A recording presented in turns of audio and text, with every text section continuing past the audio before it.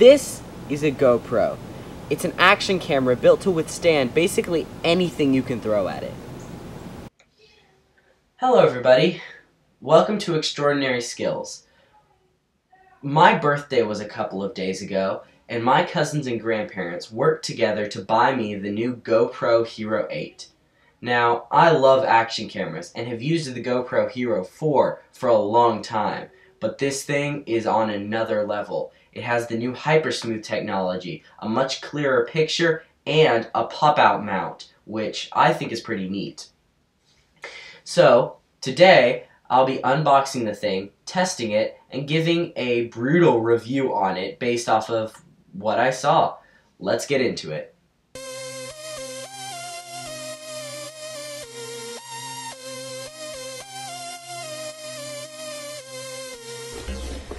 So, I noticed a few things right out of the box. First of all, the weight. This GoPro is light, a lot lighter than my GoPro Hero 4, which weighs about as much as a brick. Now, this is going to be super useful while I'm riding my bike or holding the GoPro because it'll just be a lot easier on my arms and chest and things. Another thing I noticed was that, well, I already knew this, but the GoPro 8 has no case, which is actually super nice. Now, I wouldn't necessarily call it a major pro for me. It wouldn't have made me buy the GoPro just because it didn't have a case. But it's super nice not to have to remove it out of the case and put it back on every time I want to use it. Another thing is the rounded corners. This GoPro would hurt a lot less if you fell on it exposed versus the Hero 4, which has a lot sharper edges. Another thing is the Usbc Charging. The older GoPros, like the GoPro Hero 4, use normal micro USB chargers, but this one uses a USB-C, which I think is really nice, and in my experience, charges electronics much faster. Another thing I really enjoy is the pop-out mount. It's really easy to use, and at first I was nervous about breaking it. I will say, because of the commercials, I thought it was electronic and a button would cause it to pop out. But that's not the case, and all you need is your finger, which I actually think is very nice because it's simple and useful. Another thing I noticed is that there is no HDMI port. And this isn't a bad thing, as I never used it on my GoPro Hero 4, but I just thought it was worth mentioning. Now comes the fun part, the testing.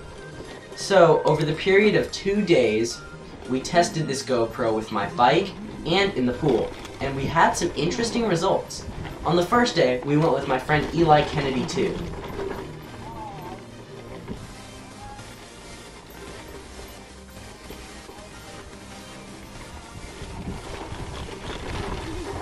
I apologize. Hey man! So, after testing these GoPros, I noticed a few things. Let's start with the pros. For one, it's really easy to set up and use. I mean, it tells you how to use the buttons your first time. What kind of camera does that? That's amazing! It's also just super simple to use in general. The HyperSmooth. Oh boy, the HyperSmooth. Aside from being amazing as advertised, and making my biking look super smooth, my mom can also watch my videos now. Previously, she would always get motion sick and couldn't watch my videos, but thanks to HyperSmooth, the video is clear and smooth enough for her to be able to watch them. The HyperSmooth is... it cannot be described. Can't be fit in a box. You're gonna have to try it for yourself. It's amazing. Another thing that I noticed, which I really enjoy, is the video quality. It makes the video super pleasant to watch, and you can see the detail in everything around you. One super helpful feature of this GoPro are the modes. You can switch between activity, standard, time-lapse, things like that. And they're really helpful. You can even customize them, and I think make your own, which I may try at some point. While we're on the topic of different modes, let's talk about the FOV, or field of view. I'm talking about Super View. First of all, Super View is amazing. And it's also pretty cool that you can change between super view, wide, medium, and narrow for all different types of shots, from cinematic to action to slow-mo, whatever you want to do. One thing that is also super helpful about this GoPro is view flipping.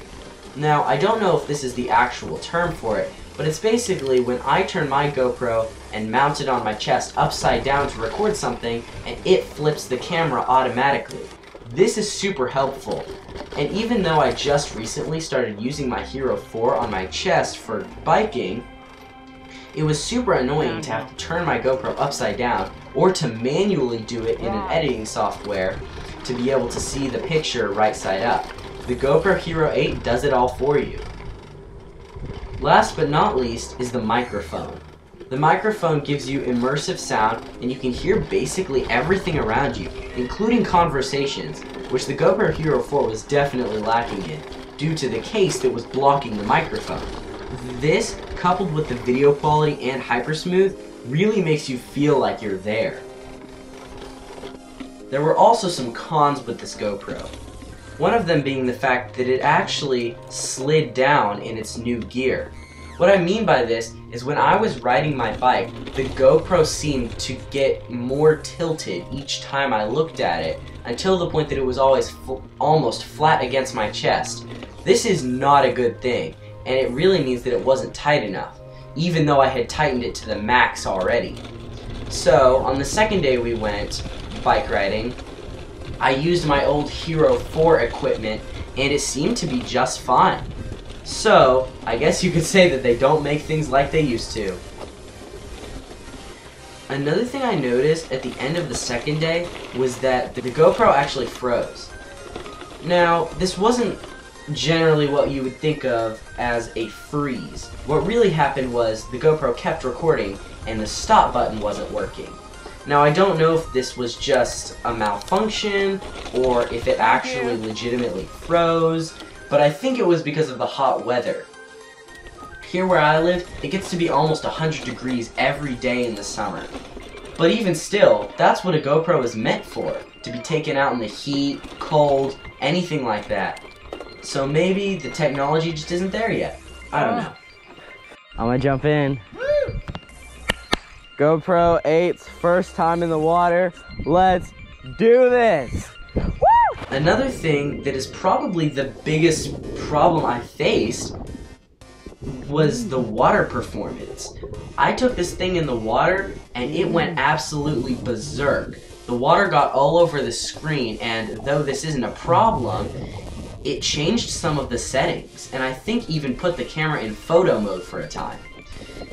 Now, this is super annoying, and even when I put the screen lock on it, it still didn't work. It turned the screen lock off because it thought that the water was my finger. Now, this leads me to my next point, the screen lock. I don't think it was designed very intently. For one, you have to touch the screen to disable it, which I don't think is a very good move. I think that to turn off screen lock, you should have to press the power button, or the record button, or some other button. I don't know. But I don't think it's very smart to have to touch the screen, because that's the whole point of screen lock, is that you won't be able to use the screen. Am I the only one confused about this? One thing that could fit into the cons category is the GoPro's battery. Now, I didn't put this in the cons category specifically just because I was a bit conflicted about it, and I really don't know how I feel about it. For one thing, this battery is powering a high-powered GoPro that makes high-quality videos, but then again, it doesn't even seem to last as long as my GoPro Hero 4 battery, which is a bit concerning to me. Now, I understand that the GoPro Hero 8 probably takes a lot more power to run than the Hero 4 does, but shouldn't they have improved the battery to that standard? I don't know. It only gets through about one session of bike riding before it's toast, and I have to recharge it, which isn't necessarily a bad thing, but it's just concerning that my GoPro Hero 4 could go further than that. Then again, it might be that the battery is a million times better, but the GoPro just takes so much power to run that the battery can't keep up. I don't know. So, there it is, the GoPro Hero 8. I love this camera and intend to use it on all my future expeditions. Thanks for watching, and stay safe out there, guys. See you next time. Ah! Dang! Sorry. No, that's big uphill. Wow. I made it on both of the slip tracks. Attaboy!